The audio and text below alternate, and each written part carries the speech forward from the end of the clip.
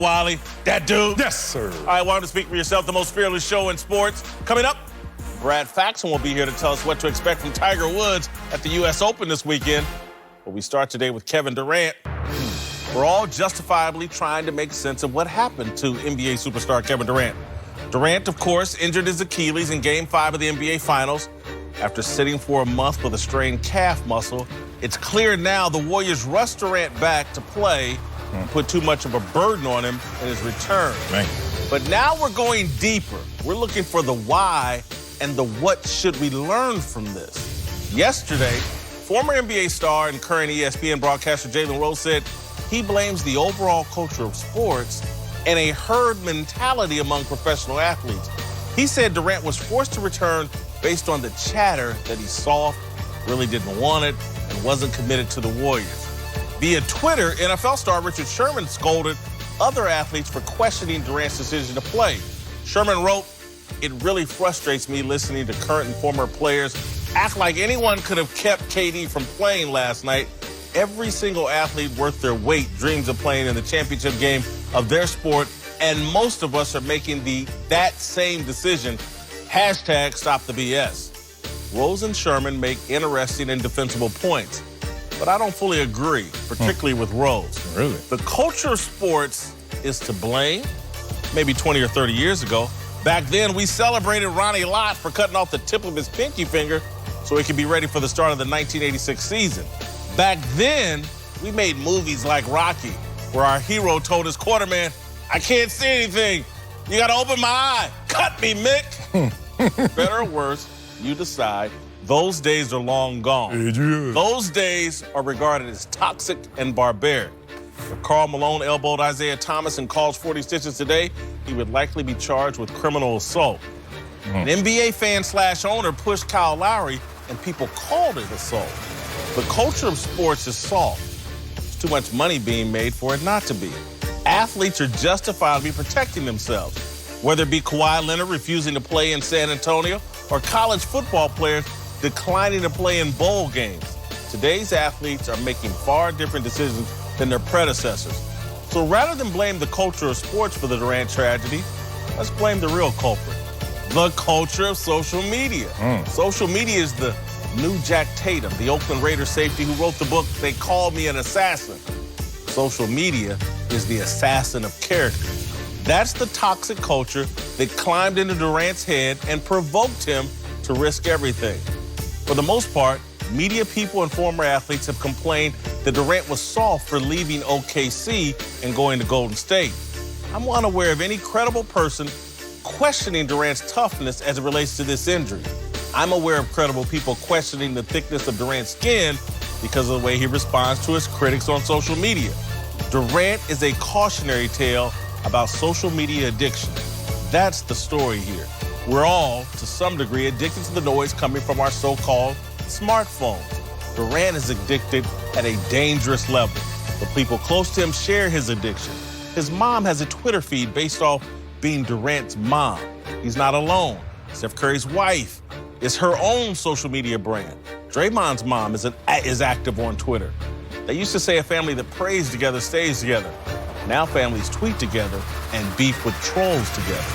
I blame that for Durant's tragedy far more than the modern culture of sports. All right, joining the desk now are Fox Sports NBA analyst Cuttino Mobley and Bleacher Report's Ric Bucher.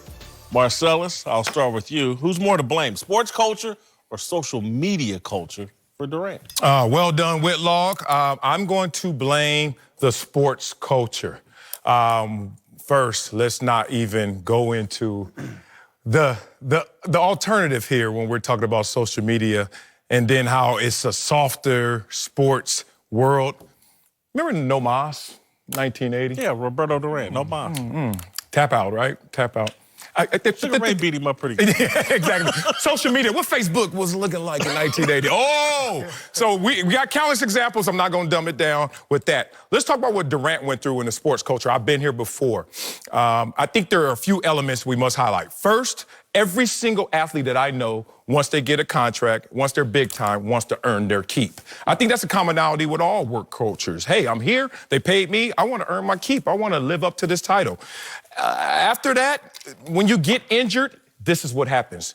People start knocking at your door. Remember who these people are. They know your address. They're close to you. They're your teammates. They're your coaches. They're the executives. Here's what first happens. Your teammates come up to you. They don't ask you, how are you doing? They say, you good, right? A little suggestive, a little leaning. You good, right? And then your coach is looking at you like, man, half of you is better than most of all the other players in this league. You gonna be all right, KD, right?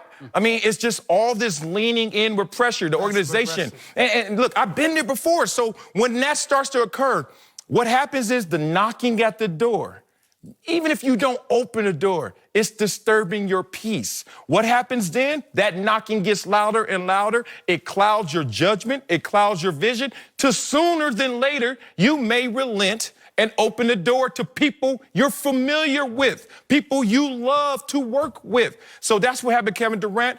I am as guilty as him. I'm as guilty as Richard Sherman. I'm as guilty as every player I've ever seen in that exact same moment. You cave into that pressure to open the door to those you feel.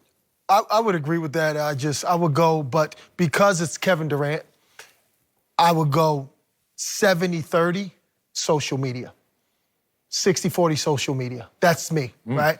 And then the other 40 or the 30 would be more so sports culture, right? Because we've been taught since kids to fight through pain, right? No one's 100% after like 12, 14 years old. You're always spraining ankles or doing something. Yeah.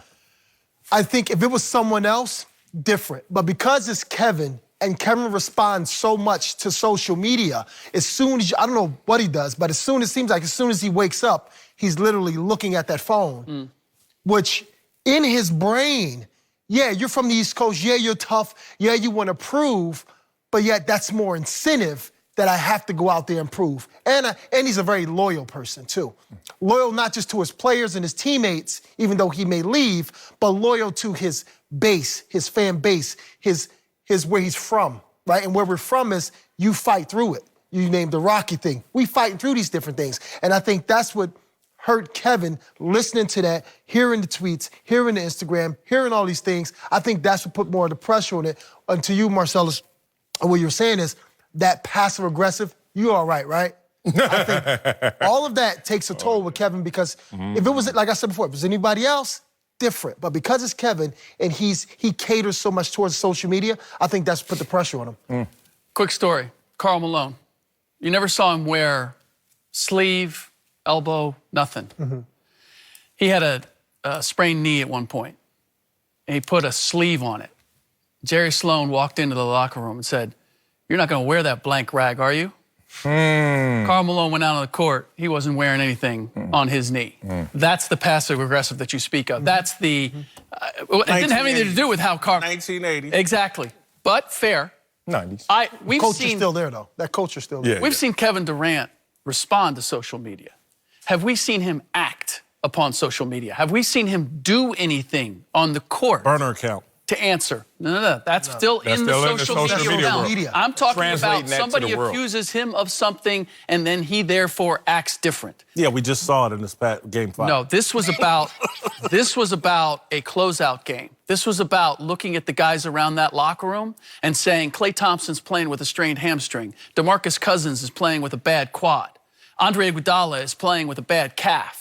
How can I not strap it up and go out there and do the same for them and risk it? To me, that had a lot more to do with his decision and the sports culture of, I don't want to walk away from this opportunity of winning 3 in a row. It's that. Yeah.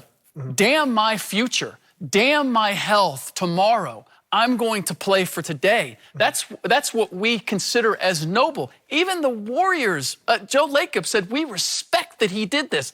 I take great issue with that. No, that was a passive-aggressive shot, yeah. Without question. Yeah. But that's the whole mentality that he is surrounded by, and that's what he was answering to. Okay, but Rick, here's what I believe, Rick and Marcel. If you turn off social media, if we could go back 10 years and there's no social media, I think he makes a different decision. I think he makes the exact same. Give me some evidence why it would be different. Because, again, I'm looking at athletes make different decisions. There's an athlete I agree with that. named Kawhi Leonard who's not a part of social media, and I think that's why he was able to make the decisions he did in San Antonio. That's a guy that basically, a lot of these, they put on headphones, they block out the world. KD's not one of those guys. I'm looking at college football players' kids. You know, them bowl games, coach, and but y'all can keep that. I'm good. I'm looking at guys make decisions they never used to make, and now they have the leverage to. It's just pure pressure. That's a lot of social media pure pressure. And what you said, Rick, is spot on. Yes, I think because he loves the game. He loves his guys. He sees, he's aware. And when you're aware, not just aware in the locker room, you're aware of social media. You're aware of everything that's going on. So us, Marcellus, like I said before, us learning how to play through pain, learning that my other guys are out there and they're going to lay it out, I'm going to do that. Now, mix that with my social media situation that's going on. Yeah. And now this Kawhi Leonard, he ignores a lot of stuff. Okay, let me get this Kevin, don't ignore those things. I think that's what put the pressure Let's not on. make Kawhi Leonard analogous to KD in this moment. First of all, that wasn't a championship moment for Kawhi. He tapped out of a regular season, and he was misdiagnosed. So him being misdiagnosed second time around, I've learned from that experience. KD, going forward, coming around next time, he's going to learn from this experience. He was misdiagnosed, but he had a second opinion. KD didn't get a second opinion. No, KD had his own team of doctors, so it's not even second opinion. It's like someone has to be in alignment to what you're saying. That said, this whole era changed because of social media. I disapprove of that line of demarcation for this. Back in your day, back in the day before yours, 80s, early 90s, those guys were deemed tougher. And we deemed them tougher because, you know what? It seemed like they fought through everything. You know why they did? Because they didn't have any options. And you know what we got now? We're smarter. But that doesn't mean we're softer. We're just smarter. You're not